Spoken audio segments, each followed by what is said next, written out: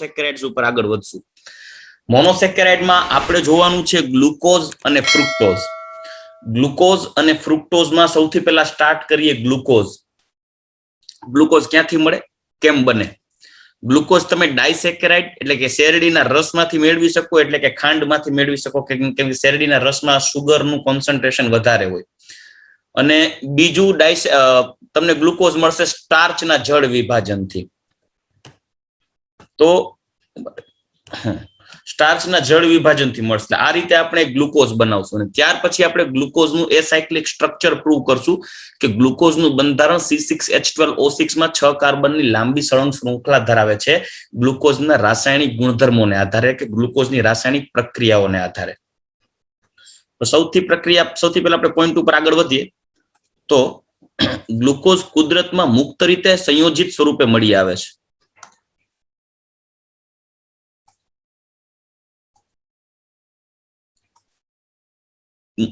મુક્ત રીતે અને સંયોજિત સ્વરૂપે મળી આવે છે. તે મીઠા ફળોમાં અને મધમાં આવેલું હોય. પાકી દ્રાક્ષમાં ઘણા જ વધારે પ્રમાણમાં ગ્લુકોઝ રહેલા હોય, જે આપણે બધા જાણીએ છીએ. ગ્લુકોઝને ડેક્સ્ટ્રોઝ તરીકે પણ ઓળખી શકાય છે. જેમ કે હોસ્પિટલમાં ગ્લુકોઝની બોટલ ચડાવવામાં આવે ને ત્યારે એમ કે ડોક્ટરને ડેક્સ્ટ્રોઝ તરીકે ઓળખે, ડેક્સ્ટ્રોઝની બોટલ ચડાવો એવું કે. સુક્રોઝ છે ને શેરડીના રસમાંથી. શેરડીનો રસ એટલે એકચ્યુઅલી એમાં હોય C12H22O11. C12H22O11.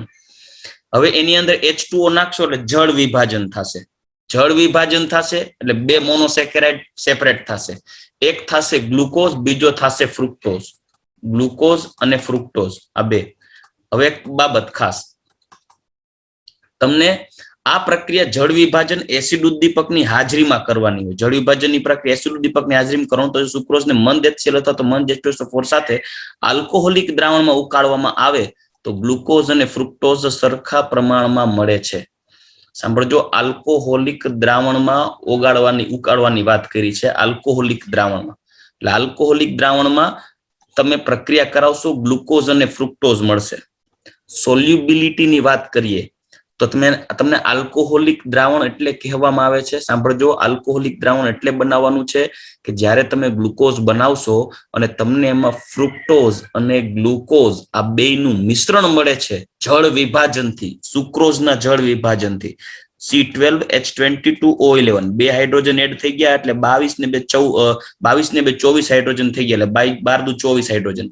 11 ઓક્સિજન એક એડ થઈ ગયો એટલે 12 ઓક્સિજન. આ બે થઈને 12 ઓક્સિજન.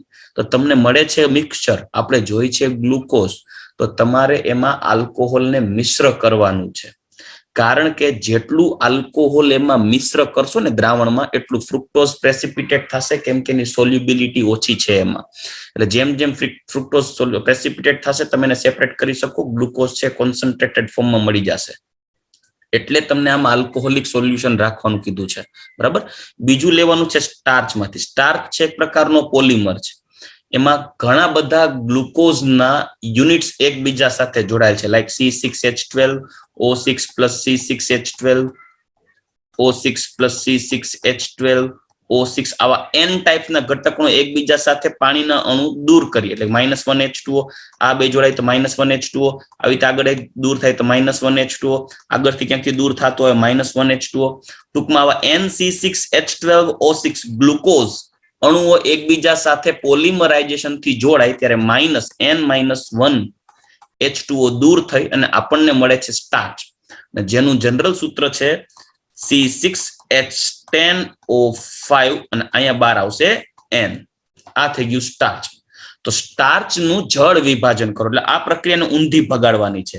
સ્ટાર્ચ C6H10O5 અને NH2O જળ વિભાજન કરવામાં આવે. એકચ્યુઅલી જેન્યુઅલી આમાં N-1H2O હોય તો આખે આખું ગ્લુકોઝ બની જાય. ટેકનિકલી આવું જ, કેમ કે જો આપણે N-1 ન કહીએ તો કોકનું મગજ વધારે દોડતું હતું કે સર આમાં NH2O થોડી દૂર થાય, N-1H2O દૂર થાય. પણ તમે NH2O લખો તો ચાલે, એમાં ખોટું ન પડે.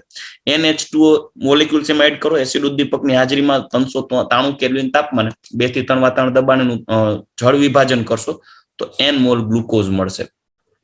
આ ગ્લુકોઝ બનાવવું બહુ સિમ્પલ છે સ્ટાર્ચમાંથી. પછી તમે એને ઉકાળીને કોન્સન્ટ્રેટેડ કરી ગ્લુકોઝ લઈ શકો. ખાસ તો સુક્રોઝમાંથી મિશ્રણ મળે ફ્રુક્ટોઝ અને ગ્લુકોઝનું, એટલે તમારે આલ્કોહોલિક દ્રાવણ બનાવી અને ફ્રુક્ટોઝને ઇન્સોલ્યુબલ ફોર્મમાં બહાર કાઢવો પડે. ચાલો હવે આપણે નેક્સ્ટ પોઈન્ટ લઈએ, જે મેઇન ઇમ્પોર્ટન્ટ છે. ગ્લુકોઝની રાસાયણિક પ્રક્રિયાઓને આધારે ગ્લુકોઝનું અચક્રીય બંધારણ સાબિત કરો. મતલબ કે આપણે સાબિત કરવાનું છે કે ગ્લુકોઝનું બંધારણ CH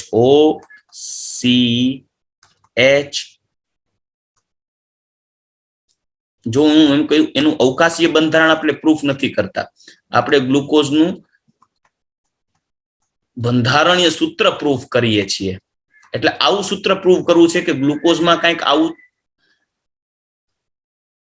અચક્રીય શૃંખલામય બંધારણ છે, આવું આપણે પ્રૂફ કરવાનું છે. બધાને વોઇસ આવે છે ને મારો?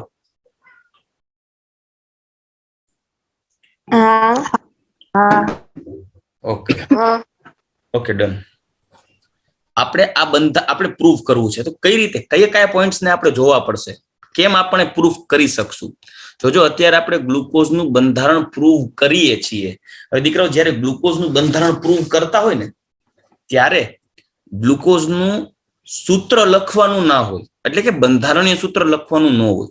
ત્યારે તમે માત્ર ગ્લુકોઝનું અણુસૂત્ર લખી શકો ટેકનિકલી. કેમ કે તમે બંધારણીય સૂત્ર લખી અને રાસાયણિક પ્રક્રિયાઓ આપો તો તમે કઈ રીતે કહી શકો કે અમે ગ્લુકોઝનું બંધારણ હજી સાબિત કરીએ છીએ? પણ છતાંય આપણે અહીંયા રાસાયણિક પ્રક્રિયાઓમાં બંધારણ દોરીને બતાવ્યા છે. એ એટલે બતાવ્યા છે જેથી તમે રાસાયણિક પ્રક્રિયાને સમજી શકો અને મનથી આપણે એ સ્વીકારી શકીએ કે હા આવું થયું ને એટલે ગ્લુકોઝ છે એ રેખીય સરળ શૃંખલામય બંધારણ ધરાવે છે. બરાબર, એટલે કે ચક્રીય શૃંખલામય કહેવાય ગયું જે છે અચક્રીય બંધારણ ધરાવે છે. આપણે એવું પ્રૂવ કરવું છે. સૌથી પહેલા આપણે કઈ બાબત પ્રૂવ કરશું? તો સૌથી પહેલા એક બાબત આપણે એવી પ્રૂવ કરશું કે ગ્લુકોઝમાં 6 કાર્બનની લાંબી શૃંખલા છે. એક તો આપણે એ પ્રૂવ કરશું. ચાલો સૌથી પહેલા આપણે પ્રૂવ કરવું પડશે કે ગ્લુકોઝમાં 6 કાર્બનની લાંબી સળંગ શૃંખલા છે. જો 1 2 3 4 5 6 મેં પહેલા કીધું તું, હજી કહી દઉં, કોઈ પણ કાર્બોહાઈડ્રેટ છે એ ઓપ્ટિકલી એક્ટિવ છે, કેમ કે એમાં કિરાલ કાર્બન હોય, પ્રકાશ ક્રિયાશીલ હોય, એ મિરર ઇમેજ ઉપર અધ્યારોપિત નથી થતા, કિરાલિટીનો ગુણધર્મ ધરાવે છે. મેં તમને પહેલા જ કીધું તું લાસ્ટ લેક્ચરમાં કે ભાઈ કોઈ પણ ટૂંકમાં કાર્બોહાઈડ્રેટ છે એ પ્રકાશ ક્રિયાશીલ હોય. તો આમાં કિરાલ કાર્બન કેટલા હોય ગ્લુકોઝમાં? કિરાલ કાર્બન એટલે કાર્બનની સંયોજકતા જુદા જુદા પરમાણુ દ્વારા સંતોષાયેલી હોય. આમાં કિરાલ કાર્બન કેટલા છે? 4. પેલો કિરાલ છે ને આલ્ડીહાઇડ વાળો? એમાં C ડબલ બોન્ડ હોય, બરાબર કે નહીં? આમાં C ડબલ બોન્ડ એટલે કિરાલ ન હોય, કેમ કે એક જ પરમાણુ સાથે 2 જોડાયેલ. હા, એક આ કિરાલ, બીજો, ત્રીજો, ચોથો અને 5મો. આને આધારે આપણે એનું સ્ટીરિયો સ્ટ્રક્ચર એટલે કે એનું અવકાશીય બંધારણ capital D, small D, capital L, small L, એની ઓપ્ટિકલ એક્ટિવિટી બધું આપણે નેક્સ્ટ લેક્ચરમાં જોવાનું જ છે. આજે આપણે એનું અચક્રીય બંધારણ પ્રૂફ કરી લઈએ આજના લેક્ચરમાં. સૌથી પહેલો પોઈન્ટ આપણે ડિસ્કસ કરશું કે કાર્બનમાં 6 કાર્બનની લાંબી સળંગ શૃંખલા છે. જો એકી સાબિત કરશું. જો એ સાબિત થઈ જાય 6 કાર્બનની લાંબી સળંગ શૃંખલા છે તો પ્રૂફ થાય કે ભાઈ એક હેક્ઝેન વાળી શૃંખલા તો છે, શૃંખલા ચક્રીય બંધારણ નથી. એકા. બીજું આપણે એ પણ પ્રૂફ કરવું પડશે કે અહીંયા આપણે આલ્ડીહાઇડ સમૂહ જોયેલો છે, આલ્ડીહાઇડ. તો આપણે એ પ્રૂફ કરવું પડશે કે પહેલા તો એમાં કાર્બોનિલ સમૂહની હાજરી ચેક કરવી પડશે. એટલે કે કાર્બોનિલ સમૂહ હાજર છે ભાઈ, એમાં એ કન્ફર્મ કરવાનું છે કે એમાં કાર્બોનિલ સમૂહની હાજરી છે. ચાલો, કાર્બોનિલ સમૂહની હાજરી કાર્બોનિલમાં તો આલ્ડીહાઇડ હોઈ શકે, કાર્બોનિલમાં તો કીટોન હોઈ શકે. ઠીક છે, પેલા ઈ તો નક્કી કરો કે કાર્બોનિલ છે કે નહીં. જો કાર્બોનિલની હાજરી દેતું હશે ગ્લુકોઝ, મતલબ ગ્લુકોઝમાં કાર્બોનિલ સમૂહની કસોટીઓ જોવા મળતી હશે, ગ્લુકોઝમાં કાર્બોનિલની રાસાયણિક પ્રક્રિયા જોવા મળતી હશે, તો આપણા માઇન્ડને લાઈટ થાય કે ભાઈ કાં તો એમાં કાર્બોનિલ આલ્ડીહાઇડ સ્વરૂપે હશે, કાં તો એમાં કાર્બોનિલ કીટોન સ્વરૂપે હશે.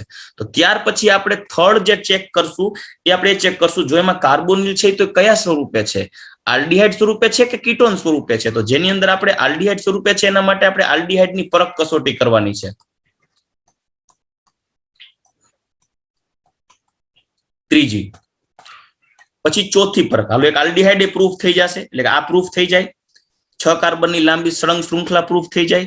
પછી પ્રૂફ કરવાનું છે કે એમાં OH સમૂહો રહેલા છે. જો આમાં OH સમૂહ 1 2 3 4 અને 5 OH સમૂહ છે. તો એમાં OH સમૂહની હાજરી પ્લસમાં એ OH સમૂહ કેટલા છે, OH સમૂહની સંખ્યા આ ચેક કરવાની છે. એટલે ચોથો પોઈન્ટ એ લેશું. આ 4 પોઈન્ટને આધારે આપણે પ્રૂફ કરશું કે બેન્ઝીનમાં આટલા OH છે, એક આલ્ડીહાઇડ સમૂહ છે, 6 કાર્બનની લાંબી સળંગ શૃંખલા છે અને બાકીની વેલેન્સી છે હાઇડ્રોજનથી સંતોષાયેલી છે. તો સૌથી પહેલા 6 કાર્બનની લાંબી સળંગ શૃંખલા કઈ રીતે પ્રૂફ કરશું? ચાલો આપણે પહેલા રસ્તો બનાવી લઈ, પછી 1 બાય 1 એક્ઝામ્પલ લઈ લેશું. આપણે 6 કાર્બનની લાંબી સળંગ શૃંખલા કઈ રીતે પ્રૂફ કરશું? તો આનું આપણે કંઈક એવું રિડક્શન કરીએ, આ બધાનું મતલબ ગ્લુકોઝનું, આ જે ગ્લુકોઝ છે, ગ્લુકોઝનું એવું રિડક્શન કરીએ કે જેથી કરી આપણને જેની અંદર જે ઓક્સિજન, રિડક્શનમાં શું છે કે હાઇડ્રોજનનો ઉમેરો એક રિડક્શન પ્રોસેસ છે, ઓક્સિજન દૂર થવું એ પણ રિડક્શન પ્રોસેસ છે. તો આપણે એવી રિડક્શન પ્રક્રિયા કરીએ કે જેથી ઓક્સિજન દૂર થઈ જાય અને તેને અનુવર્તી આલ્કેન મળે. એટલે રિડક્શન પ્રક્રિયા દ્વારા એક આલ્કેન મળશે અને આલ્કેન હશે આપણો હેક્ઝેન. એને આધારે પ્રૂફ થશે કે એમાં 6 કાર્બનની લાંબી સળંગ શૃંખલા. કાર્બોનિલની પરખ કસોટી કરવી છે. એ કાર્બોનિલની પરખ કસોટી કઈ રીતે કરશું? તો કે ભાઈ હાઇડ્રોજન સાયનાઇડ સાથેની યોગશીલ પ્રક્રિયા કરશું. હાઇડ્રોજન સાયનાઇડ સાથેની યોગશીલ પ્રક્રિયા કરશું. આ ઉપરાંત ફિનાઇલ હાઇડ્રેઝિન સાથેની યોગશીલ પ્રક્રિયા કરશું.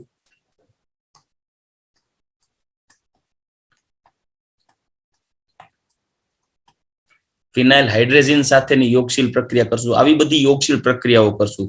ઓક્ઝાઇમ સાથેની યોગશીલ પ્રક્રિયા કરશું. હાઇડ્રોક્સિલેમાઇન સાથેની. આ બધી છે ને chapter number 5, chapter number 12 carbonyl સંયોજનો, એની અંદર કાર્બોનિલ સંયોજનોની બનાવટ પછી કાર્બોનિલ સંયોજનોના રાસાયણિક ગુણધર્મો અભ્યાસ કરી ગયા. એ રાસાયણિક ગુણધર્મોમાં પહેલો ગુણધર્મ હતો કાર્બોનિલ સંયોજનોની યોગશીલ કેન્દ્રાનુરાગી પ્રક્રિયાઓ, એટલે કેન્દ્રાનુરાગી યોગશીલ પ્રક્રિયાઓ. આવું યાદ છે? શરૂઆતમાં છે કઈ કઈ યોગશીલ હતી? બાયસલ્ફાઇડ સાથે, બીજી HCN સાથે, સોડિયમ બાયસલ્ફાઇડ HCN સાથે, આલ્કોહોલ સાથે, જેમાં આલ્કોહોલ સાથે હેમીએસિટાલ ને એસિટાલ બનતું હતું, હેમીએસિટાલ ને એસિટાલ બને, બરાબર. પછી એક ગ્રિગ્નાર્ડ, ચોથી. પાંચમી NH2Z સાથેની પ્રક્રિયા, એમોનિયા અને તેના ડેરિવેટિવ્સ સાથે, ફિનાઇલ હાઇડ્રેઝિન ને હાઇડ્રોક્સિલેમાઇન ને આવી ગયું, બરાબર. ફિનાઇલ હાઇડ્રેઝિન PHNH2, બરાબર ને.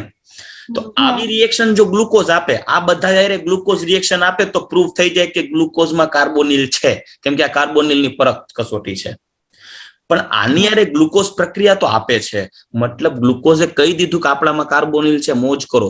પણ આપણી ચોટલી ખીતો થાય ને, કાર્બોનિલ છે તો કાર્બોનિલ કયા સ્વરૂપે છે? આલ્ડીહાઇડ સ્વરૂપે છે કે કીટોન સ્વરૂપે છે? તો ત્યારે આપણે સ્પેશિયલી આલ્ડીહાઇડની પરખ કસોટી કરવી પડશે કે નહીં?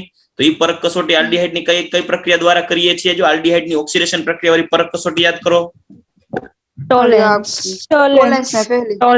ટોલેન્સ પ્રક્રિયા સાથેની ઓક્સિડેશન, એટલે આપણે કઈ પ્રક્રિયા કરશું? ઓક્સિડેશન પ્રક્રિયા, બરાબર. ટોલેન્સ પ્રક્રિયા, ફેહલિંગ પ્રક્રિયા, આ આલ્ડીહાઇડની પરખ કસોટી કરશું. અને એક કરશું Br2 જળ, જે ઓક્સિડાઇઝિંગ એજન્ટ છે, પણ મંદ ઓક્સિડાઇઝિંગ એજન્ટ છે, એટલે ખૂબ KMnO4 જેટલો પ્રબળ નહીં, પણ Br2 જળ સાથેની ઓક્સિડેશન પ્રક્રિયા. પછી અહીંયા જે OH સમૂહની હાજરી, OH સમૂહની પરખ કસોટી કરવી હોય, તમે યાદ કરો, આલ્કોહોલ ની પ્રક્રિયા RCOCl એસિડ ક્લોરાઇડ સાથે કરાવીએ ને, એસિડ ક્લોરાઇડ સાથે અથવા તો એસિટિક એનહાઇડ્રાઇડ સાથે, તો RCO સમૂહ જોડાઈ જાય, જેને આપણે કહીએ છીએ એસાઇલેશન. એટલા OH હોય ને એટલા એસાઇલ સમૂહ જોડાય, એટલે H દૂર થઈને COR જોડાઈ જાય, OR. દાખલા તરીકે મારી પાસે એક OH સમૂહ હોય ને, OH સમૂહ, તો OH સમૂહમાં H હોય ને એ દૂર થઈ જાય.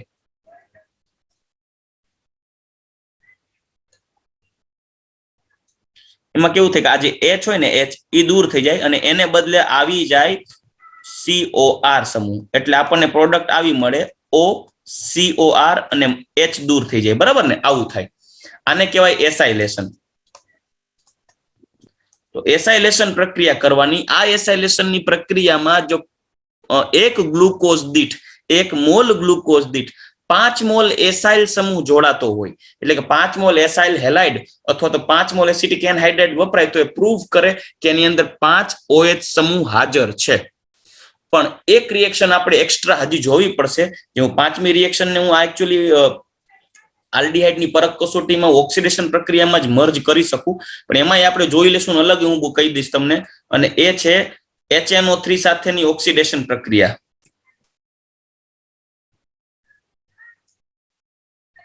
એમ થાય HNO3 સાથેની ઓક્સિડેશન પ્રક્રિયા. આ ઓક્સિડેશન પ્રક્રિયામાં આપણે ડાયકાર્બોક્સિલિક એસિડ મળશે.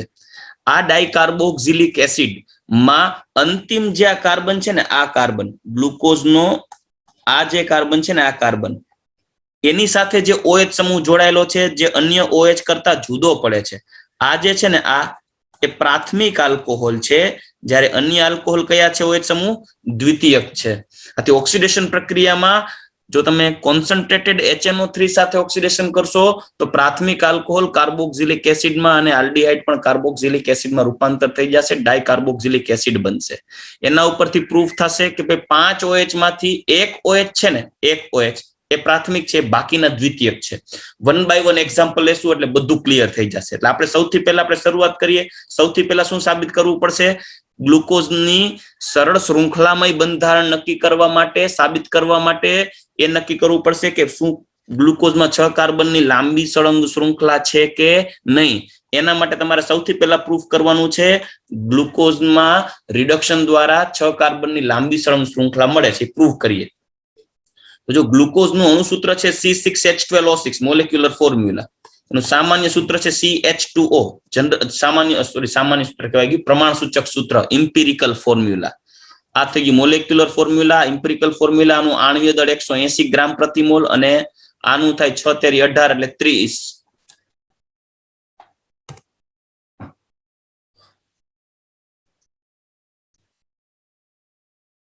ઇમ્પિરિકલ વેટ છે 30, મોલેક્યુલર વેટ છે 180.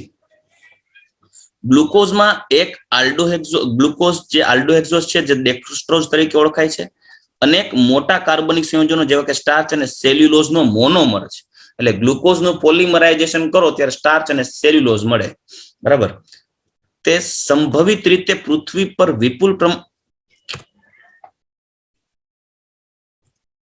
પૃથ્વી ઉપર વિપુલ પ્રમાણમાં મળી આવતું કાર્બનિક સંયોજન છે. નીચે દર્શાવેલ પુરાવાઓને આધારે ગ્લુકોઝનું બંધારણ નક્કી કરવામાં આવ્યું. જો તેનું અણુસૂત્ર પ્રૂફ થયું C6H12O6. હવે હાઇડ્રોજન આયોડાઇડ, આ છે રિડ્યુસિંગ એજન્ટ. યાદ કરો, red phosphorus plus hydrogen iodide.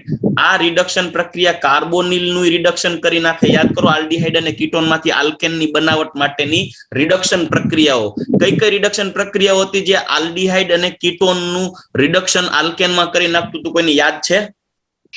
ક્લેમેન્સન reduction, વુલ્ફ-કિસ્નર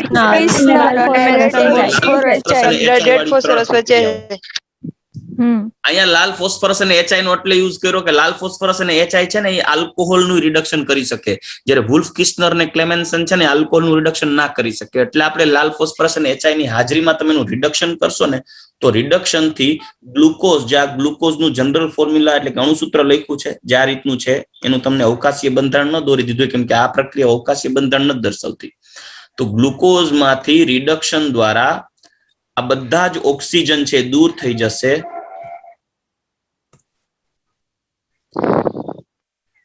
અને આપણને મળશે normal hexane. Normal hexane 6 carbon યુક્ત આલ્કેન શ્રેણી મળે. નોર્મલ હેક્ઝેન ને આધારે પ્રૂફ થયું. જોજો, લાલ ફોસ્ફરસ અને હાઇડ્રોજન આયોડાઇડ અથવા HI આ દ્વારા તમે એને ગરમ કરો. જો અહીંયા તો આ શું થશે? એક આ ઓક્સિજન અને 4 આ અને એક આ 5, બધા ઓક્સિજન દૂર થશે, હાઇડ્રોજન જોડાઈ જશે, નોર્મલ હેક્ઝેન મળશે. હજી એક એક્સ્ટ્રા રિએક્શન છે, એમાં સોર્બિટોલ. સોર્બિટોલ જોજો, સોર્બિટોલમાં કેવું હોય કે 6 કાર્બન ઉપર OH હોય, લાઈક ગ્લાયકોલ ટાઈપ. ગ્લાયકોલમાં કેમ ઇથિલિન ગ્લાયકોલમાં બે કાર્બન ઉપર એક એડજેસન્ટ કાર્બન ઉપર OH હોય, બાજુના કાર્બન ઉપર. સોર્બિટલમાં 6 કાર્બન ઉપર OH હોય. તમારે સોર્બિટોલ બનાવવો હોય ને તો સોડિયમ એમાલ્ગમ વાળી તો PTPD વાળી પ્રક્રિયા કરવાની. સોડિયમ એમાલ્ગમની હાજરીમાં તમે રિડક્શન કરશો તો પ્રક્રિયા દ્વારા તમારો આ જે C ડબલ બોન્ડ OH છે એ આ જે પાઈ બોન્ડ છે, પાઈ બોન્ડ તૂટી જશે. સમજાય છે ને આમાં? આ પાઈ બોન્ડ તૂટી એક H ઉપર આવશે તો અહીંયા જે આવી ગયું CH2OH થઈ જશે. આ તો ઓલરેડી હતું જ, આને કહેવાય સોર્બિટોલ. ચાલો બરાબર. તો આ પ્રક્રિયા થઈ ગઈ આલ્ડીહાઇડ એટલે કે ગ્લુકોઝની રિડક્શન પ્રક્રિયા. જો main text book oriented reaction તો આ જ છે, હાઇડ્રોજન આયોડાઇડ સાથેની રિડક્શન પ્રક્રિયા દ્વારા નોર્મલ હેક્ઝેનની બનાવટ. રેડી? તો આ પ્રક્રિયા થઈ ગઈ. રિડક્શન દ્વારા ગ્લુકોઝમાં 6 કાર્બનની લાંબી સળંગ શૃંખલાની હાજરી પ્રૂવ થઈ. હવે આપણે નેક્સ્ટ પોઈન્ટ લેવો પડશે, કાર્બોનિલની હાજરી. કાર્બોનિલની હાજરી ચેક થશે હાઇડ્રોજન સાયનાઇડ સાથેની યોગશીલ પ્રક્રિયા દ્વારા. તો જો અહીંયા તમને બતાવ્યું છે, અહીંયા જનરલ જે છે આ ફોર્મ્યુલા મેં એક લીટી બતાવી દીધી, C ડબલ બોન્ડ O અને H. હવે તમે આમાં HCN એડ કરશો તો આપણે કાર્બોનિલ સંયોજનોમાં ભણી ગયા છે, જો તમને યાદ હોય તો, ભૂલા ન હોય તો. અહીંયા HCN એડ કરો ને, HCN તો CN ઉપર માઇનસ ડેલ્ટા, હાઇડ્રોજન ઉપર પ્લસ ડેલ્ટા, પાઈ બોન્ડ તૂટે, કાર્બન ઉપર પ્લસ ડેલ્ટા, ઓક્સિજન ઉપર માઇનસ ડેલ્ટા. તો શું થાય? પ્લસ માઇનસ એક્સચેન્જ થાય. ઓક્સિજન છે હાઇડ્રોજન નો ઓક્સિજન સાથે જોડાશે, CN છે કાર્બન સાથે જોડાશે.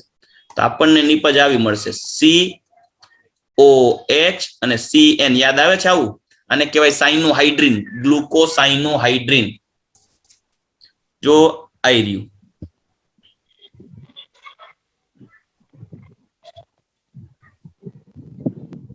ગ્લુકોસાઇનોહાઇડ્રીન. ચલો રેડી?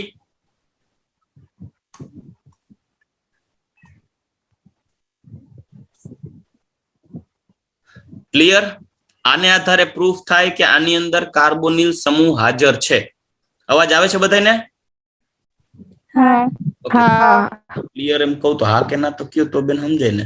ચલો નેક્સ્ટ. હજી સેમ, હજી યોગશીલ મેં કીધું ને, યોગશીલ પ્રક્રિયા આપણે કરશું. એક સાઇનોહાઇડ્રીન બનાવશું, હાઇડ્રોજન સાયનાઇડ નો યોગ ઉમેરો કરશું. બીજું આપણે NH2OH કે ફિનાઇલ હાઇડ્રોજનની યોગશીલ પ્રક્રિયા કરશું. એને આધારે પ્રૂફ થશે કે એમાં કાર્બોનિલ છે કે નહીં. ચલો બીજું એક કરીએ કે દાખલા તરીકે સેમ રિએક્શન અહીંયા C ડબલ બોન્ડ O અને H, અહીંયા આલ્ડીહાઇડ અને આ ગ્લુકોઝ નો બાકીનો પોર્શન છે જે અહીંયા છે. બરાબર? એટલે અહીંયા સ્ટ્રક્ચર ડ્રો કરેલું છે એટલે હું ડ્રો નથી કરતો. હવે આપણે NH2OH હાઇડ્રોક્સિલ એમાઇન ઉમેરીએ એટલે થોડીક આની મિકેનિઝમ પોઈન્ટ ઓફ વ્યૂ જોશું તો ખ્યાલ પડશે તમને, કદાચ યાદ આવે તો. આમાં NH2OH નો એક આ પાઈ બોન્ડ તૂટશે, એક H અહીંયા ઓક્સિજન સાથે જોડાશે અને બાકીનો NHOH છે ને કાર્બન સાથે જોડાય. એટલે નિપજ કંઈક આવી આવશે COH. યાદ હોય તો NHOH. યાદ આવે છે આવું? અને પછી તમે એને હીટ આપો, ગરમ કરશો એટલે H2O દૂર થઈ જશે, -H2O. આવું મેં તમને એક મિકેનિઝમ શોર્ટલી સમજાવી હતી. એટલે C ડબલ બોન્ડ NOH થઈ જાય, જેને આપણે કહેતા હતા ઓક્ઝાઇમ. કાર્બોનિલ આપણે આ એક્ઝામ્પલ્સ લીધા હતા. એને મેં એવું શીખવાડ્યું હતું કે આ તો ઠીક છે મિકેનિઝમ છે, પણ તમારે જો આની ડાયરેક્ટ પ્રોડક્ટ લખવી હોય, ડાયરેક્ટ પ્રોડક્ટ, તોય લખી શકો. કઈ રીતે? તો કે જો NH2OH H2 ને કાર્બોનિલ નો કરી દેવાનું -H2O ફોર્મમાં, એટલે તમને ડાયરેક્ટ મળી જશે ઓક્ઝાઇમ. તો આને કહેવાય ગ્લુકોઝ ઓક્ઝાઇમ.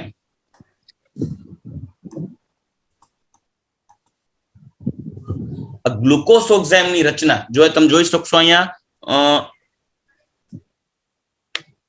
અહીંયા જે ઓક્સિજન છે એનો ઓક્સિજન અને આ NH2OH હાઇડ્રોક્સિલ એમાઇન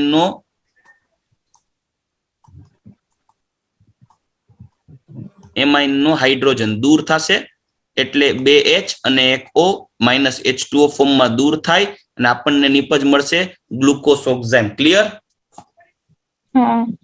ઓકે ચાલો હજી ત્રીજી પ્રક્રિયા જોવાની છે અને એ પ્રક્રિયા છે યોગશીલ પ્રક્રિયા. એમાં જે એક્સ્ટ્રા રિએક્શન અહીંયા લખી છે ફિનાઇલ હાઇડ્રેઝિન સાથેની યોગશીલ પ્રક્રિયા, એક્સ્ટ્રા પણ એક અહીંયા જોઈ લી. ફિનાઇલ હાઇડ્રેઝિન સાથેની ફર્સ્ટ ઓફ ઓલ એક યોગશીલ પ્રક્રિયા ટેક્સ્ટ બુક ઓરિએન્ટેડ જે આપણે ગ્લુકોઝ ઓક્ઝાઇમ તો જોઈ ગયા, જો આવી રહી બરાબર, આ પ્રક્રિયા આવી. અહીંયા હાઇડ્રેઝિન સાથેની યોગશીલ પ્રક્રિયા ફિનાઇલ હાઇડ્રેઝિન સાથેની.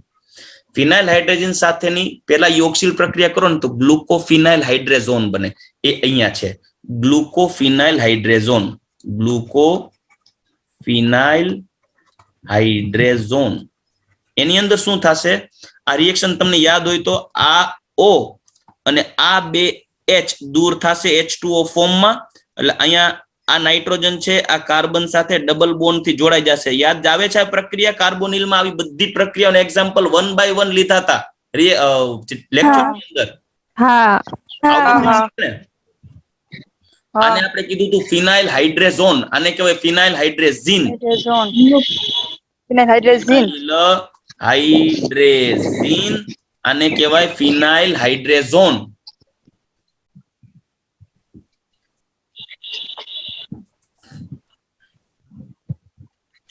ફિનાઇલ હાઇડ્રેઝોન નો 1 મોલ વાપરો હોય ને, ખાલી 1 મોલ, સાંભળજો, પર 1 મોલ 1 મોલ ફિનાઇલ હાઇડ્રેઝોન વાપરો તો ફિનાઇલ હાઇડ્રેઝિન વાપરો તો આપણે મળે ગ્લુકોફિનાઇલ હાઇડ્રેઝોન. એ આલ્ડીહાઇડ ની પરખ તો કરે જ છે, નો ડાઉટ. હે ફોરમ વાંધો નથી ના?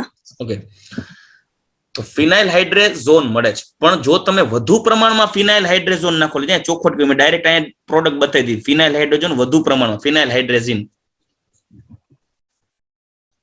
તો શું થશે? તમને અહીંયા ટોટોમરિઝમ બતાવ્યું. જો ટોટોમરિઝમ તમને અહીંયા હું શોર્ટમાં સમજાવું અલગ સાઈડમાં, પછી હું તમને એમાં બતાવું. ટોટોમરિઝમ સમજાવું.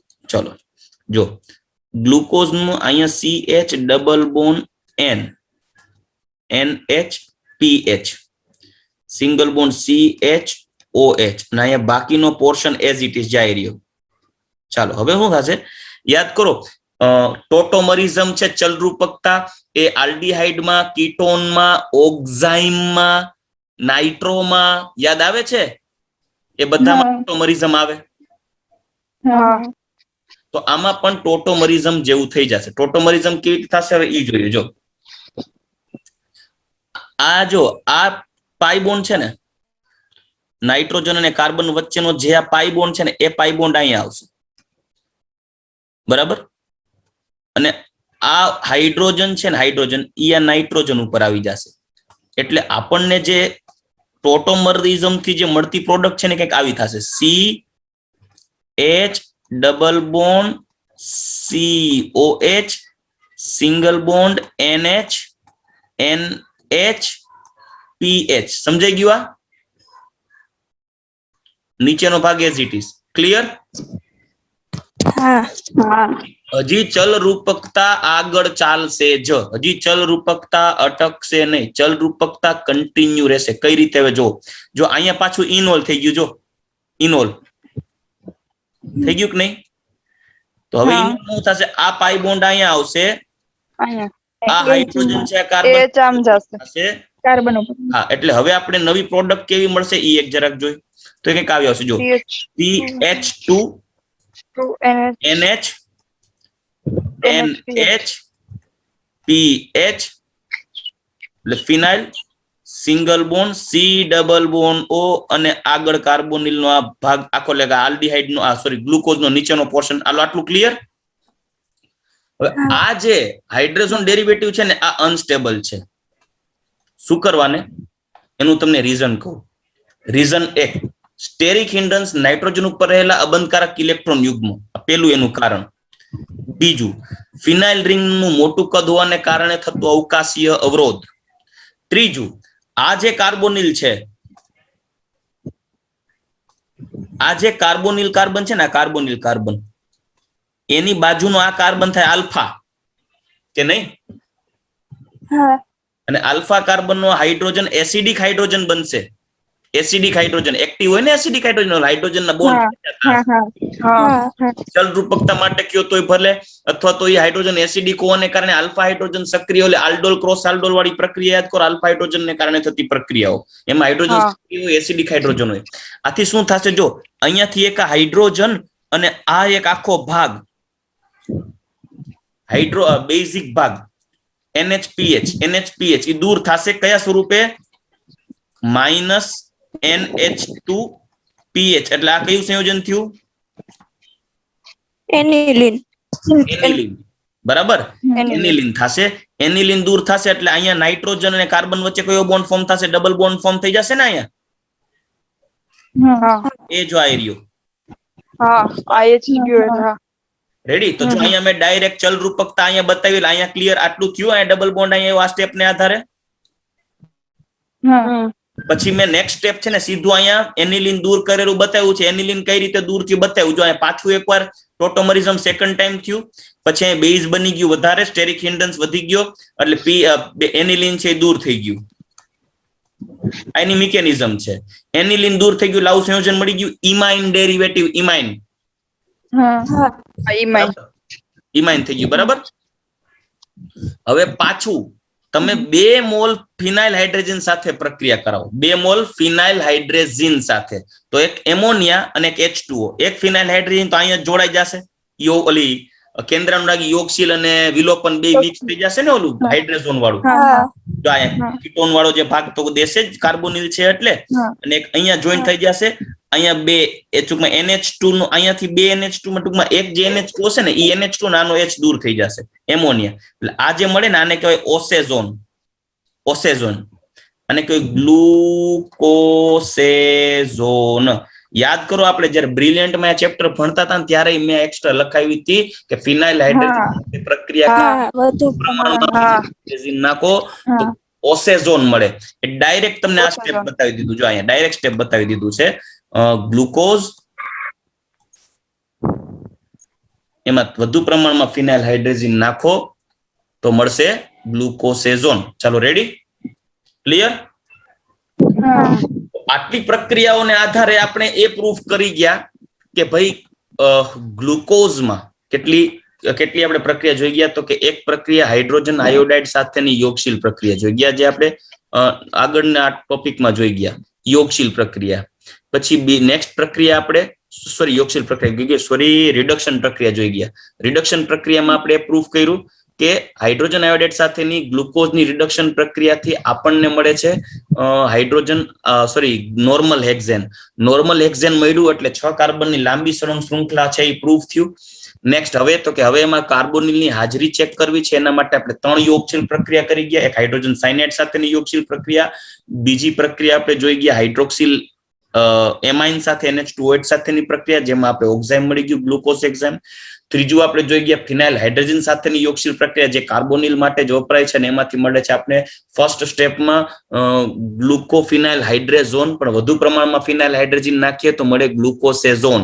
ચલો સ્ટ્રક્ચર મગજમાં બેસાડીને રાખજો. અહીંયા 2 ઓક્સિજન નીકળી ગયા છે અને ત્યાં N double bond N NH2PH થઈ જાય. આ સ્ટ્રક્ચર ભૂલતા નહીં. ચાલો રેડી. હવે નેક્સ્ટ આગળ વધીએ. આટલી રિએક્શન સુધી આપણે કન્ફર્મ શું કરી ગયા, આટલી રિએક્શન સુધી, તો કે આપણે આટલી રિએક્શન સુધી આપણે પ્રૂવ કર્યું. એક સેકન્ડ. આટલી રિએક્શન સુધી આપણે પ્રૂવ કર્યું કે ગ્લુકોઝમાં એક તો લાંબી કાર્બનની સળંગ શૃંખલા 6 કાર્બન વાળી. બીજું પ્રૂફ કરી ગયા આપણે ગ્લુકોઝમાં કાર્બોનિલ સમૂહ હાજર છે. હવે આપણે એ પ્રૂવ કરવાનું છે કે ગ્લુકોઝમાં આલ્ડીહાઇડ છે કે કીટોન. તો એક કામ કરીએ, એવી પ્રક્રિયાઓ પસંદ કરીએ કે જે આલ્ડીહાઇડ આપે પણ કીટોન નો આપે. જો આલ્ડીહાઇડ આપે એવી પ્રક્રિયા ગ્લુકોઝ આપી દે તો પ્રૂફ થઈ જાય કે ગ્લુકોઝમાં આલ્ડીહાઇડ છે. સમજે છે ને? તો આલ્ડીહાઇડ ની પરખ કસોટીઓ કઈ હતી? ટોલેન્સ. આલ્ડીહાઇડ ની પરખ કસોટી એની અંદર એક હતી ટોલેન્સ પ્રક્રિયક.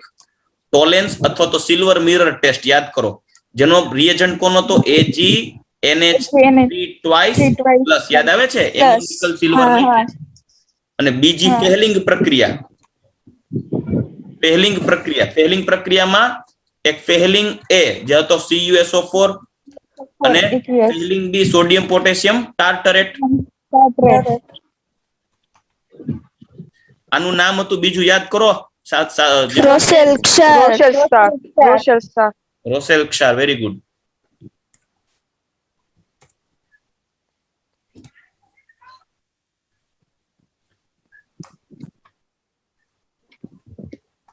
રોશેલ ક્ષાર. રેડી? તો ચાલો હવે આપણે જે રિએક્શન જોવી છે એ છે આલ્ડીહાઇડની પરખ કસોટી દ્વારા ગ્લુકોઝના અચક્રીય બંધારણની રચના. આપણે પ્રૂવ કરવાનું છે કે ભાઈ જે ગ્લુકોઝ છે એ ગ્લુકોઝમાં આલ્ડીહાઇડ સમૂહ હાજર છે. તો એવી પ્રક્રિયાઓ કે જે માત્ર ને માત્ર આલ્ડીહાઇડની હાજરી સૂચવતું હોય, તો આલ્ડીહાઇડની હાજરી સૂચવતી હોય એવી પ્રક્રિયાઓને આલ્ડીહાઇડની પરખ કસોટી કહેવાય, જેની અંદર એક ટોલેન્સ અને એક ફેહલિંગ પ્રક્રિયા જોવાની છે. યાદ કરો, કોઈ પણ આલ્ડીહાઇડ હશે RC≡O અને H, કોઈ પણ જનરલ, આપણે હું કાર્બોનિલમાં આ જે રિએક્શન લખાવી હતી ને એની વાત કરું છું, બરાબર. ટોલેન્સ પ્રક્રિયક નાખશો ને તો આપણને RC≡O- મળે છે, કેમ કે આ પ્રક્રિયા યાદ કરો, તમને યાદ હોય તો બેઝની હાજરીમાં પ્રક્રિયા કરવામાં આવતી હતી. યાદ હોય તો NaOH ની હાજરીમાં. યાદ આવે છે? એટલે મેં એવું કીધું હતું કે મળતો હોય કાર્બોક્સિલિક એસિડ, પણ એ કાર્બોક્સિલિક એસિડ બેઝ સાથે પ્રક્રિયા કરી બેઝ એને અહીં રહેવા જ ન દે. જન્મનો એને સંબંધ છે. બેઝ ને એસિડ મળે એટલે ફાટ દઈને ચોટી જાય, સોલ્ટ બનાવી દે. એટલે બેઝ તમને બહુ ખબર પડતી લાગે આવી બધી વાતો. લે તે નહીં, એ બેઝ એસિડ હારે રિએક્ટ ન કરે. બસ કાઈ નથી કેવું અમારે. તમે દોઢી નો થતી હોય તો બટેકા વેચ, ચિપ્સ બનાય, ચિપ્સ ખાવા આવશું. આપણે છોકરીઓ બધા યાદ રાખજો, જેવું આપણે આ નીટ નું બધું પૂરું થાય ને એક્ઝામ, એટલે એક દિવસે ચિપ્સ નું આયોજન કરેલું છે. બરોબર હતું, બરાબર. આ ચિપ્સ ને એવું બધું ગોઠવું છે, મને કહેતી હતી એક દી આ. એ ભગવાન. ચાલો, તો કાર્બોક્સિલેટ આયન બનશે, જે RC≡OH NaOH બેઝ સાથે પ્રક્રિયા કરી સોલ્ટ ફોર્મ કરશે, અને આ પ્રક્રિયામાં ભેગો મળશે Ag, જે ટેસ્ટ ટ્યુબ ના ઇનર સાઈડમાં, ટેસ્ટ ટ્યુબની અંદરની બાજુએ અહીંયા સિલ્વર જમા થાય. આ સિલ્વર જમા થાય, તમે અહીંથી જોવો તો તમને તમારું વાંદરા છાપ ડાચું દેખાય. તમારું મોઢું અરીસા જેવું દેખાય, એટલે આને કહેવાય સિલ્વર મિરર ટેસ્ટ. તમને તમારું અમાર જેવું જ દેખાશે સર. આ મોઢું લગભગ જલપા જેવું કેમ લાગતું હોય છે? જો આ પફ આવ્યું દેખાણો. બસ એવા દી આવો ન હોય. ચાલો, આ સિલ્વર મિરર ટેસ્ટ આવી, પણ એને બદલે, હાલો જલ્દી મંડી ભણવા ન કરે, જલપા વરી મનસે બોલવા. એને બદલે જો ફેહલિંગ સોલ્યુશન, ફેહલિંગ A અને B, બરાબર, ફેહલિંગ સોલ્યુશન નાખશો તો પ્રક્રિયામાં આપણને અહીંયા RC≡O- તો મળે જ, પણ પ્લસમાં સાઈડમાં મળતું હતું એક્સ્ટ્રા પ્રોડક્ટ Cu2O, જે રેડ પ્રેસિપિટેટ, બ્લડિશ રેડ, લોહી જેવા લાલ પ્રેસિપિટેટ આપતા હતા. બરાબર. તો આ જે છે ને, આ ઓક્સિડાઇઝ્ડ પ્રોડક્ટ કહેવાય, આ રિડ્યુસ્ડ પ્રોડક્ટ કહેવાય, રિડક્શન પામેલી પ્રોડક્ટ કહેવાય. બરાબર. તો ગ્લુકોઝમાં આવો અખતરો કરીએ, ગ્લુકોઝમાં ટોલેન્સ નાખીને જોઈ લઈએ. તો જો આ આપણી પાસે છે ગ્લુકોઝ, એમાં ટોલેન્સ રિએજન્ટ નાખ્યો, એમોનિકલ સિલ્વર નાઇટ્રેટ. તો પ્રક્રિયાથી આપણને મળે ખરેખર અહીંયા COO મળે, પણ જો બીજા સ્ટેપમાં નાખી દીધો HCl, એટલે આપણી પાસે કોઈ પણ RC≡O- Na+ હોય, માની લો કે મેં એમાં HCl નાખ્યો અને એક સોલ્ટ ને ન્યુટ્રલાઇઝ કર્યો, એટલે કે એસિડિફાઈડ કરીએ, તો -NaCl થઈ અને આપણને શું મળે? RC≡OH. ક્લિયર? તો અહીંયા ડાયરેક્ટલી બીજા સ્ટેપમાં એસિડ નાખી દીધું, એટલે આપણને જો અહીંયા મળી ગયું 6 કાર્બન યુક્ત મોનોકાર્બોક્સિલિક એસિડ. સાંભળજો, મોનોકાર્બોક્સિલિક એસિડ શું કરવાને? ટોલેન્સ છે ને, ટોલેન્સ એ માત્ર અને માત્ર CHO ને જ ઓક્સિડાઇઝ કરે. કોણ? આ 2 અને ત્રીજો Br2 વોટર, આ 3 માત્ર કેને ઓક્સિડાઇઝ કરશે? CH2O ને ઓક્સિડાઇઝ કરી કાર્બોક્સિલિક એસિડમાં કન્વર્ટ કરશે. તો જો આ જે એસિડ મળ્યો COH, CHO ને બદલે COH, બાકીનું નીચુડું માછડું સેમ, આને કહેવાય ગ્લુકોનિક એસિડ. જો આ પ્રક્રિયા થઈ ગઈ રજત દર્પણ કસોટી. સેમ જો અહીંયા ગ્લુકોનિક એસિડ મળે છે, ફેહલિંગ સોલ્યુશન નાખશો આપણને મળશે sodium salt of glucose, sodium salt of gluconic acid, કેમ કે અહીંયા RCOO એને મળે, પણ બીજા સ્ટેપમાં શું નાખ્યું છે H+, એટલે આવી રીતે શું કરશે એસિડમાં કન્વર્ટ કરી દેશે. એટલે બીજા સ્ટેપમાં એસિડ નાખો તો ફેહલિંગ સોલ્યુશનમાં પણ આ જે આલ્ડીહાઇડ છે એ ઓક્સિડાઇઝ થઈ ગ્લુકોનિક એસિડ આપશે અને લાલ લોહી જેવા CO2 ના અવક્ષેપ આવશે. એનો મતલબ એમ કે ગ્લુકોઝ છે એ ટોલેન્સ પ્રક્રિયકનું રિડક્શન કરી નાખે છે, કેમ કે ટોલેન્સ પ્રક્રિયક ગ્લુકોઝનું ઓક્સિડેશન કરી નાખે છે. સમજાય કે નહીં? તો ગ્લુકોઝે રિડક્શન કેનું કર્યું? ટોલેન્સ અને ફેહલિંગ નું રિડક્શન કર્યું. ઇવન Br2 વોટર નું રિડક્શન કર્યું ને,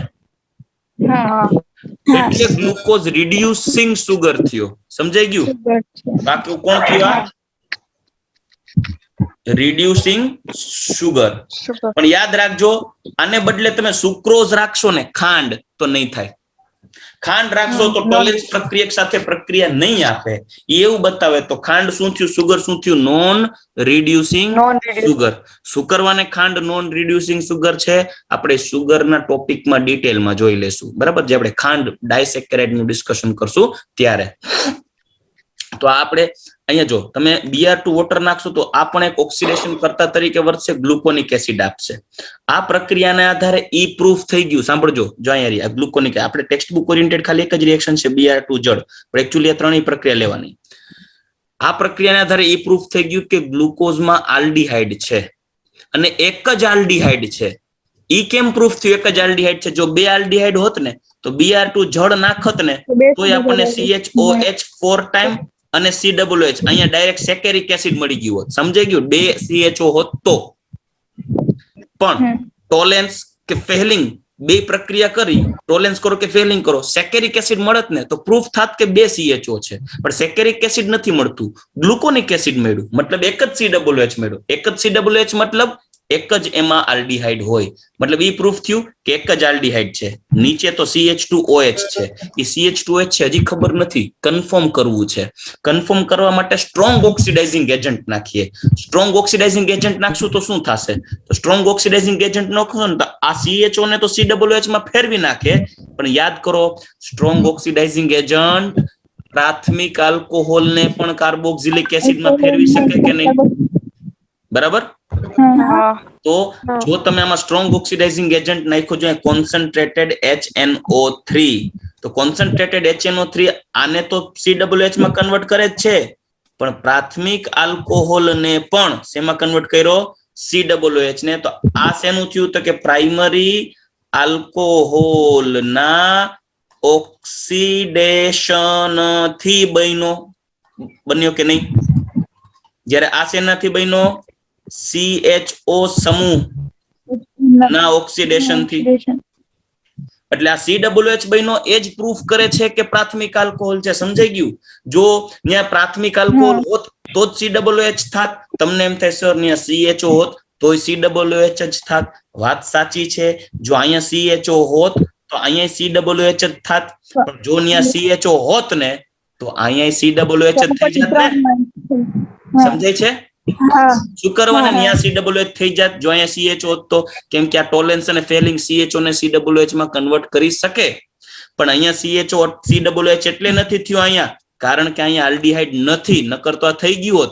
પણ અહીંયા COH થયું કેમ કે તમે સ્ટ્રોંગ ઓક્સિડાઇઝિંગ એજન્ટ નાખો છો. સ્ટ્રોંગ ઓક્સિડાઇઝિંગ એજન્ટ પ્રાથમિક આલ્કોહોલને એસિડમાં કન્વર્ટ કરી શકે છે. અહીંયા એસિડ બની ગયું, ઇટ મીન્સ કે અહીંયા કયો આલ્કોહોલ હોય? પ્રાથમિક આલ્કોહોલ. ચલો રેડી? તો આને આધારે આપણે એટલું પ્રૂફ કરી દીધું કે ભાઈ ગ્લુકોઝમાં એક પ્રાઇમરી આલ્કોહોલ છે લાસ્ટ કાર્બન ઉપર જ છે. એનું પ્રૂફ શું? તો જ COH બન્યો ને. ક્યાંક વચ્ચે આલ્કોહોલ હોય પ્રાઇમરી થોડી કહેવાય, કાં તો સેકન્ડરી હોય ને કાં તો ટર્શરી હોય. તો ખ્યાલ છે ને? કાં વચ્ચે હોય તો કાં સેકન્ડરી, છેડે હોય ને તો જ પ્રાઇમરી બને. ચલો ક્લિયર બધાને આટલું? સંધ્યા તન્વી, હા જુહી, એ હા રૂપાલી, તમારી બધાની હા ઇમ્પોર્ટન્ટ રાખે છે. બ્રિલિયન્ટ વાળા ઉંદેડા બધાને બધું આવડે છે, ખોટે ખોટી હા કરે છે, બધાને આવડે છે. તમને ક્લિયર થયું? એ હા ઓકે. છતાં કઈ ડાઉટ હોય તો પછી પૂછજો. એમ મિન્ટાન જેમ બેઠા ન રહેતા કોઈ. ધ્યેય? હા સર. ઓકે દીકરા, ચાલો નેક્સ્ટ આગળ વધીએ. આ રિએક્શન સુધી આપણે શું પ્રૂફ કર્યું? તો આટલી રિએક્શન સુધી આપણે જો સૌથી પહેલા ગ્લુકોઝમાં 6 કાર્બનની લાંબી સળંગ શૃંખલા છે એ પ્રૂફ કરી ગયા. કેના દ્વારા? રિડક્શન દ્વારા. પછી એની અંદર કાર્બોનિલની પરખ જોઈ ગયા. કઈ કઈ? તો કે HCN નો ઉમેરો કરીએ, HCN નો ઉમેરો કરીને NH2OH સાથેની પ્રક્રિયા કરાવીને ફિનાઇલ હાઇડ્રોજન સાથેની પ્રક્રિયા કરી. HCN થી મળ્યું સાયનોહાઇડ્રીન, NH2OH સાઇડ હાઇડ્રોક્સિલેમાઇન થી મળ્યું ગ્લુકોઝોક્ઝાઇમ, અને ફિનાઇલ હાઇડ્રોજન થી મળ્યું ગ્લુકોસેઝોન. પછી ટોલેન્સ અને ફેહલિંગ, ટોલેન્સ, ફેહલિંગ અને Br2 જળ દ્વારા ઈ પ્રૂફ કરી ગયા કે એક CHO છે, CH2 એક CHO છે, H2 ક્યાં લખાઈ ગયું? અને બીજું HNO3 દ્વારા એ પણ પ્રૂફ કર્યું કે છેલ્લે એક પ્રાથમિક આલ્કોહોલ છે. તો આપણે આટલું પ્રૂફ કરી ગયા. અહીંયા CHO, પછી એક કાર્બન, બીજો, ત્રીજો, ચોથો, પાંચમો અને છઠ્ઠા ઉપર અહીંયા OH છે, પ્રાથમિક આલ્કોહોલ. હાલો, આટલું ક્લિયર કરી ગયા કે નહીં? હવે આપણે પ્રૂફ એ કરવાનું છે કે બાકીના આ કાર્બન ઉપર પણ, એટલે 1 2 3 4, આ 4 કાર્બન ઉપર પણ OH છે એ પ્રૂફ કરવાનું. અહીંયા તો CHO થઈ ગયો, અહીંયા OH થઈ ગયો, બાકીના 4 ઉપર OH છે એવું પ્રૂફ કરવાનું છે. ટોટલ 5 OH સમૂહ છે એ પ્રૂફ કરવાનું છે. કઈ રીતે પ્રૂફ કરશું? તો કાંઈ કરવાનું નથી. જો એક CHO છે, બરાબર, CH, એક અહીંયા OH, CH અહીંયા OH, CH અહીંયા OH, CH અહીંયા OH, CH2 અહીંયા OH. આની પ્રક્રિયા કરાવવાની છે એસિટાઇલ ક્લોરાઇડ સાથે. સાંભળજો, એસિટાઇલ ક્લોરાઇડ એટલે કે CH3COCl. સમજે કે નહીં? CH3COCl. તો એક કામ કરું, આમ લખું છું, એક જ થયું ને આ? અને 5 મોલ લઈશ. કેટલા મોલ? 5 મોલ. 5 મોલ લઈશ ને એટલે જોજો, આ 5 H અને આ 5Cl, -5 moles of HCl release થશે. એકચ્યુઅલી પ્લસમાં તમે બેઝ રાખો ને, OH માઇનસ બેઝ એટલે કે NaOH રાખશો તો અહીંયા મળશે મને 5 moles of NaCl અને 5 moles of H2O. ચલો રેડી? એટલે કાઢી નાખો બેઝની હાજરીમાં. તો આ જે પોર્શન છે COCH3 ક્યાં જોડાઈ જશે? 5 ઓક્સિજન આરે જોડાય કે નહીં? તો આપણને પ્રોડક્ટ આવી મળશે CHO. જોજો,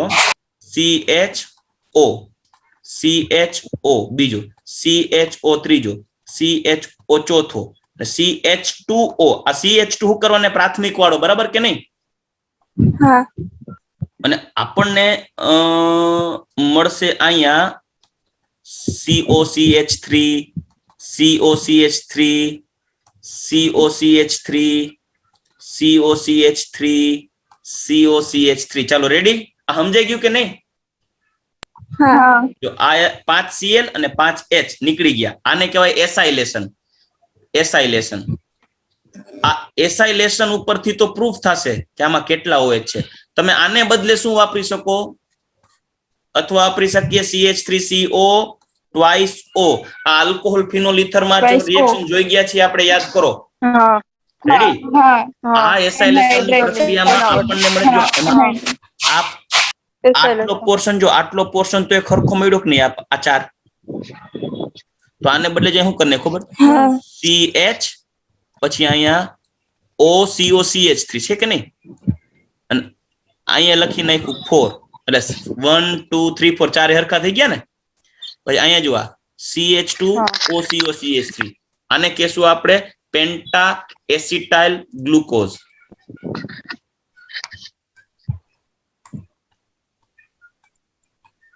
પેન્ટા એસિટાઇલ ગ્લુકોઝ. આ પેન્ટા એસિટાઇલ ગ્લુકોઝ ને આધારે તો પ્રૂફ થાય છે પેન્ટા એસિટાઇલ ગ્લુકોઝ ને આધારે તો પ્રૂફ થાય છે કે ભાઈ ગ્લુકોઝમાં 5 OH સમૂહ છે. એ પ્રૂફ થઈ ગયું અહીંથી. કેમ? તો કે ભાઈ 5 OH સમૂહ છે એની હાજરી આ પેન્ટા એસિટાઇલ ગ્લુકોઝ જ આપી દીધી. ગ્લુકોઝના 1 મોલ દીઠ 5 એસિટાઇલ સમૂહ જોઈન્ટ થયા. 5 ઇથેનોઇલ ક્લોરાઇડ અથવા તો 5 એસિટિક એનહાઇડ્રાઇડ વાપરા. આ એસિટિક એનહાઇડ્રાઇડ વાપરો તો બાય પ્રોડક્ટ શું મળે? CH3COOH. બરાબર ને? Double acid. હા હા.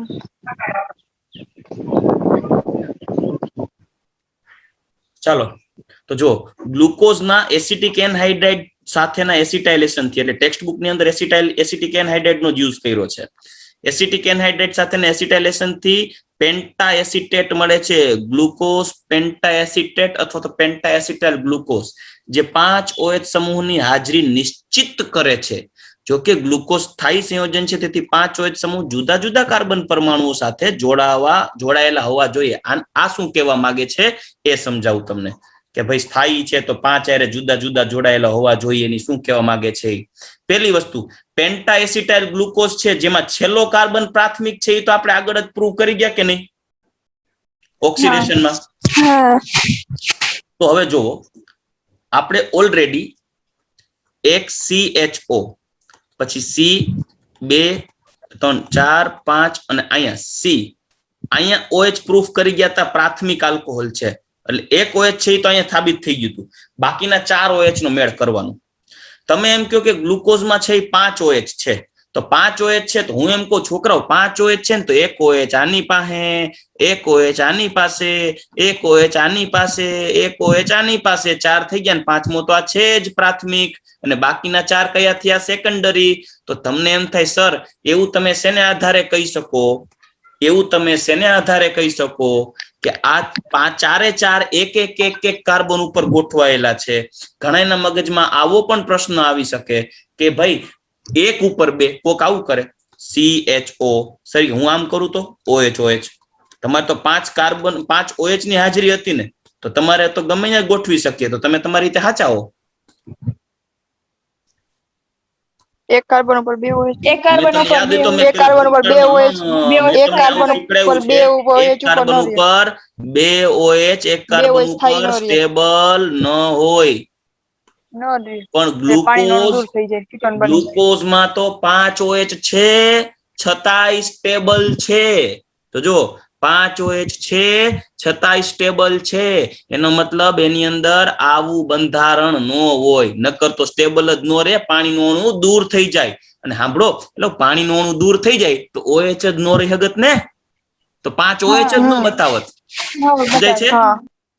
અહીંયાથી માનો કે પાણીનું અણુ દૂર થઈ ગયો, પાણીનું અણુ દૂર થઈ ગયો તો વાહે વૈધું હું સમજાઈ ગયું? તો કીટોન થઈ જાય. એનો મતલબ એમ કે ગ્લુકોઝ તો સ્ટેબલ છે. ગ્લુકોઝ સ્ટેબલ છે ઇટ મીન્સ કે ગ્લુકોઝમાં 5 કાર્બન ઉપર એક OH છે. રેડી? બીજી વાત, આ છે એ પ્રાથમિક છે. એનું પ્રૂફ શું? આ પ્રાઇમરી છે. તો કે આ જે છે ઓલું HNO3 વાર સાથેની પ્રક્રિયાથી શું બની જાય છે? COOH થઈ જાય, એસિડ બની જાય. બરાબર છે? પણ હવે હું કીધું તો કે ભાઈ હવે તો ગ્લુકોઝની વેલેન્સી 4 હોવી જોઈએ. હવે બાકીની એક વેલેન્સી કેનાથી સેટિસ્ફાઈડ કરવાની? હાઇડ્રોજનથી. જેટલી વેલેન્સી બચે એટલે હાઇડ્રોજન નાખી દો, એટલે હાઇડ્રોજનની વેલેન્સ થઈ જશે. તો આને આધારે ગ્લુકોઝનું બંધારણ પ્રૂફ થઈ ગયું. રેડી?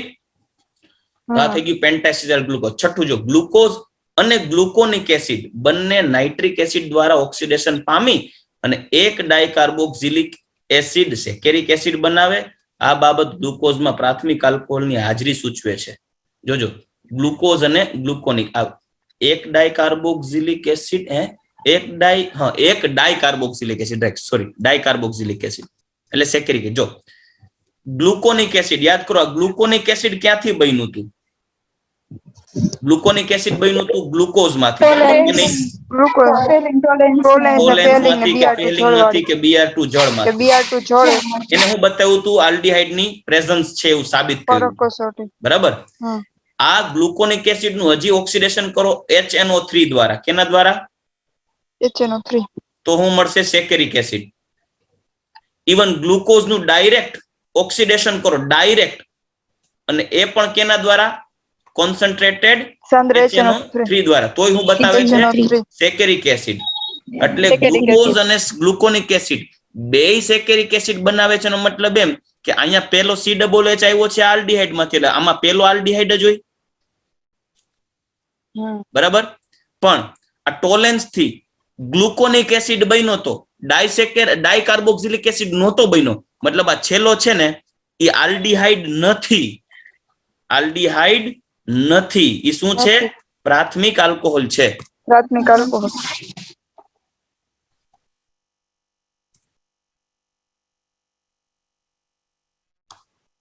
કેમ થાય છે? ચાલો કોઈ વાંધો નહીં. ટૂંકમાં આલ્ડીહાઇડ નથી, પ્રાથમિક આલ્કોહોલ છે, લાસ્ટ કાર્બન જે છે, એટલે એને આધારે પ્રૂફ થયું કે ભાઈ આ જે છે આ પ્રાથમિક આલ્કોહોલ છે જે પ્રક્રિયા આપતો નથી. અરે આમ કેમ થાય છે ભાઈ? આને ચોંટી ગઈ, કોઈ વાંધો નહીં. ટૂંકમાં આને આધારે કહી શકાય ગ્લુકોઝ અને ગ્લુકોનિક એસિડ બંને નાઇટ્રિક એસિડ દ્વારા ઓક્સિડેશન પામીને ડાયકાર્બોક્સિલિક એસિડ સેકેરિક એસિડ બનાવે, જે પ્રૂવ કરે છે કે એક આલ્ડીહાઇડ છે પણ છેલ્લો કાર્બન પ્રાથમિક આલ્કોહોલ છે. ચાલો રેડી? ક્લિયર થઈ ગયું બધાને અહીંયા? તો આજની તારીખમાં આપણે ગ્લુકોઝ નું અચક્રીય બંધારણ પ્રૂફ કર્યું. નેક્સ્ટ લેક્ચર ની અંદર આપણે ગ્લુકોઝમાં પ્રકાશ ક્રિયાશીલતા અને એનું ચક્રીય, આજે આપણે અચક્રીય બંધારણ જોઈ ગયા, નેક્સ્ટ લેક્ચરમાં આપણે એનું ચક્રીય બંધારણ જોવાનું છે, એટલે નેક્સ્ટ લેક્ચરમાં આપણે ચક્રીય બંધારણ પર ડિસ્કશન કરશું. પછી આપણે એની અંદર જે NCERT માં નથી પણ એ ટોપિક જોવો પડશે, ન્યુટા રોટેશન ને એ બધી બાબત, આપણે નેક્સ્ટ લેક્ચરમાં આગળ વધશું.